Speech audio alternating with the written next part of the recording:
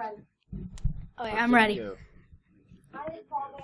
Okay, my name's Paul Vann, and I'm going to be talking about honeypots, how they work, what they can be used for, and a honeypot I built, and all about it. So this is my first talk, so I hope you enjoy. So first, a little bit about me. I'm a 9th grade student in Virginia, near the D.C. area, and I'm in governor's school, which is basically a program for smart and advanced people. I'm 13 years old, and I have a twin sister that's a minute older than me and makes fun of me for it every day. I skipped 7th to 8th grade last year. And I'm very interested in ethical hacking, computer security, math, and physics, and I'm thinking about possibly starting a degree in one of these fields. I take online classes at MIT, and I'm familiar with some Python, JavaScript, and HTML. So what is a honeypot anyway? I've done some research, and I kind of made my own definition for it. And I think that a honeypot is a computer on the DMZ that is used to trick the bad guy into thinking real data exists on a system. It also helps us and helps people acquire the bad guy's information so that we can track the who, what, when, and where. This can be used to determine metrics and find out how many people would scan or how many people would go into the honeypot.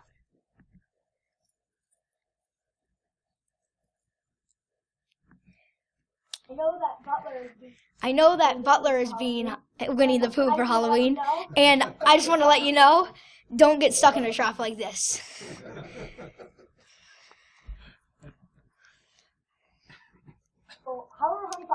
So, how are honeypots useful to anybody? Vulnerability testing.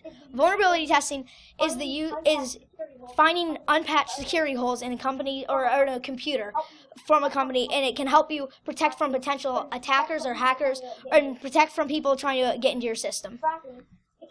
Trapping, it traps attackers in your system and tracks them, and that can help with metrics. And it helps with gathering data. It can find attackers' IP addresses. It can find all kinds of information about them. And that's one of the main goals of the honeypot I built.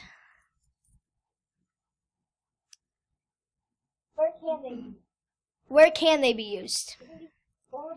They can be used for vulnerability testing for private companies, government agencies, police departments, and the military. This is important because if you own a company or you're part of a company, you don't want to allow people to break in. So honeypots can be used to protect your system and find places where people could break in.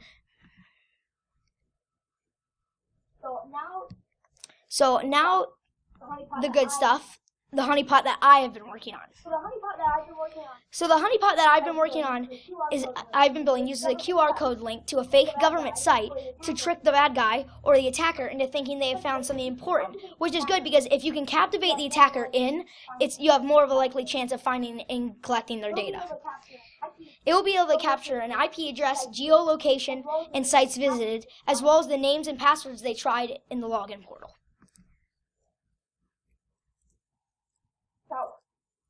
Here's how it works.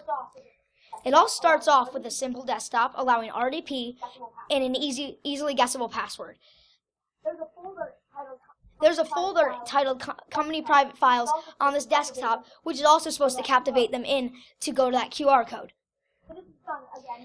So this is done, again, to draw the bad guy in and to make them feel like they have made a good find and that the company made a mistake, when really it's just trying to find the vulnerability holes and possibly capture the attacker's data. So here's an example of the Windows box. I use private files right there, and so that's what an attacker would see. It's a virtual machine online, and then that would be the start of what they would click. Then once they have opened up this file, there's a QR code, which is meant to, because you don't know what's in a QR code until you scan it. So they're captivated to see what's inside of it. They will open it and see the QR code. And then again, the reason I chose a QR code is because I wanted to see how many people would actually scan it with their phone as well for metrics. Once scanned, the QR code will lead to a fake government agency login portal, which the attacker had no idea they were going to because they can't see the link until they've actually gone and scanned the QR code. Here's an example of one of mine.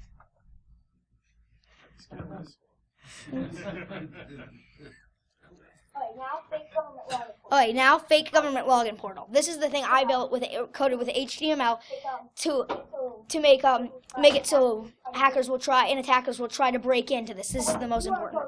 So when the QR code leads to the private government login portal, the attacker will again feel captivated to try and hack the login portal by attempting at passwords. The code will be written and is written to send me an email when the submit button is pressed by the attacker. It will just tell me when someone tried to log in and send me their username and password that they tried to log in with.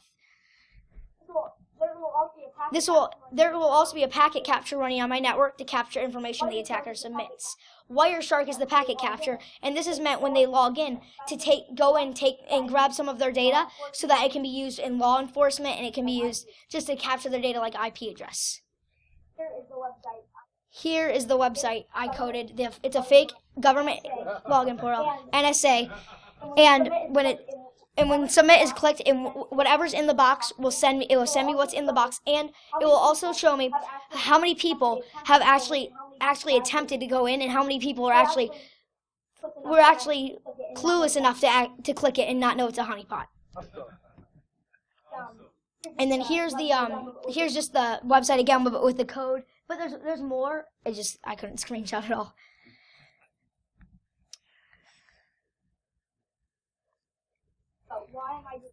So why am I doing this? Metrics. Because I want to find out how many people will actually try to go into the RDP, and how many people will actually go into the folder, and how many people will scan the QR code, and also find out how many people will actually put in the username and password onto the login portal. I want to see how far someone will go to attempt to access the system I created, and it forces them not to use their computer, but also their phone, which can also give me both IP addresses, both on their phone and computer. And I'm just really interested in intelligence.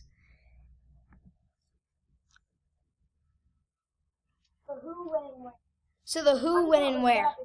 The honeypot was set up externally for 1 week in August. The number of RDP attempts were 13,000. The number of successful RDP logins was 8,700. The number of times QR code scanned was 6,300.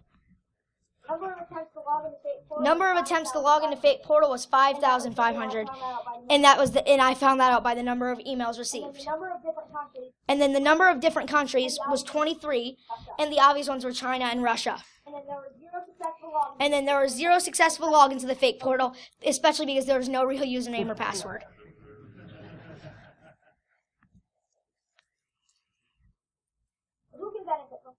So who can benefit from this honeypot? Private business, law enforcement, government agencies, or basically everyone. With law enforcement and government agencies, they can use it to capture data of different attackers and the people trying to break into these systems. And then private businesses and basically everyone can use it to protect their data, their IP address, and all of that by patching up the security holes they have in their system.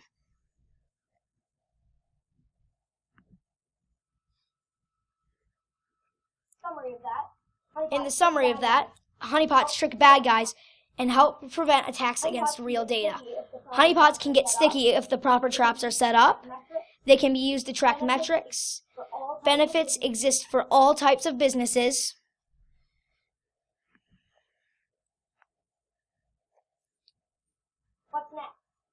And then what's next? This is phase 2. First, I'm going to provide a disclaimer to cover myself legally. And phase 2 is to basically attack back against the people who are trying to break into this system. So once I have the disclaimer to cover myself legally, I can now perform the next one. Using the data gathered, I'm going to attack back against the bad guy or the person who tried to attack. And then I will use Java or other embedded mechanisms to attack back, so I can gather more data for law enforcement purposes, and I can just, in general, gather their data as they tried to gather mine.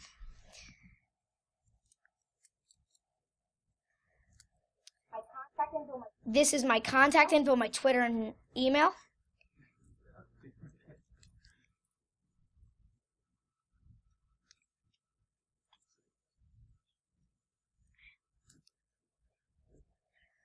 And then, any questions? Charles. What was the password for the RDP system? Password. Yes? No. It was meant to be a simple password so that people could easily break into it. So no, there was no password that existed, or you wait, what? Oh. You're gonna post that. It has like for the Oh no. I'm putting. Okay. I'm not yet. That would be interesting. That would be interesting to see. Okay. we can do that. Yes. Did you look through the usernames and passwords that they I looked through some of them, but no, I didn't look through. I mean, it was a long list, obviously. I mean, if I go back to it, it was like 5,500. Yeah. Did they try any like .gov addresses, email addresses? I didn't see any, but probably yes. Yes. The two things would be interesting, like to follow up on what he said, sorting that to see what the most common username and password was. Yeah. And then also, you said there was 23 countries that logged in. You had Russia and China as the two main. Any other top? There were. I mean, it was all over. Those were the two main ones I saw, but there were definitely there was a lot more. I mean, it was really all over Europe.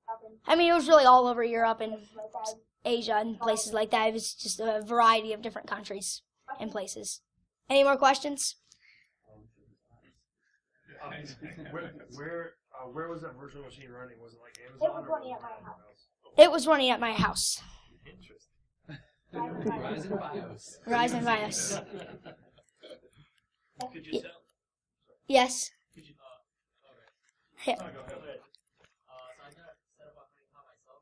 It took about 2 days. It took about 2 days probably because to code the website it was about 2 or 3 days, and then to actually build the virtual to get the virtual machine, and it ended up totaling around 3 or 4 days. Are you selling your friend? What? Yes. You'll take care. Any more? Yes.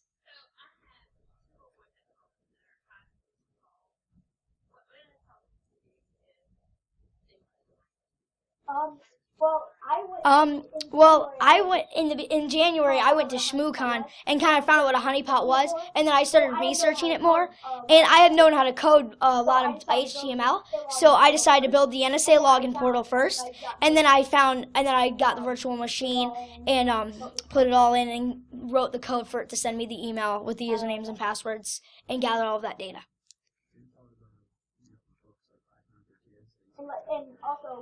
And also things that are very helpful are like Python for Kids, which I started with like a couple of years ago, and then I just gradually built up.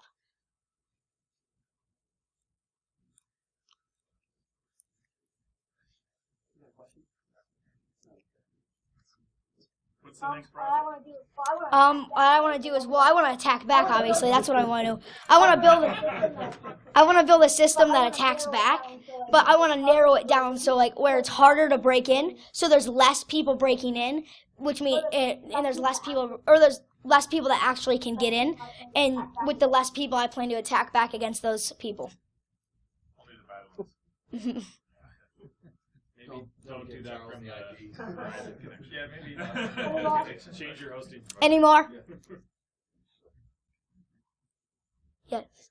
What do you think of the online classes? No, I think they're great, and they definitely can help a lot to contribute to this and to contribute to all the projects I do. What's your next conference? I want to apply for a talk at ShmooCon this year, especially since I live right near there.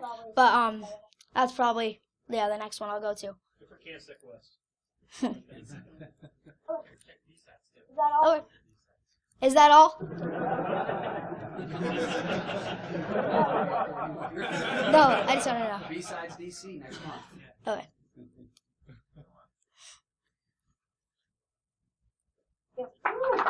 Thank you.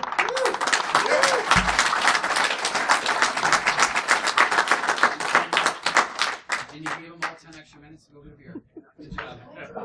Now you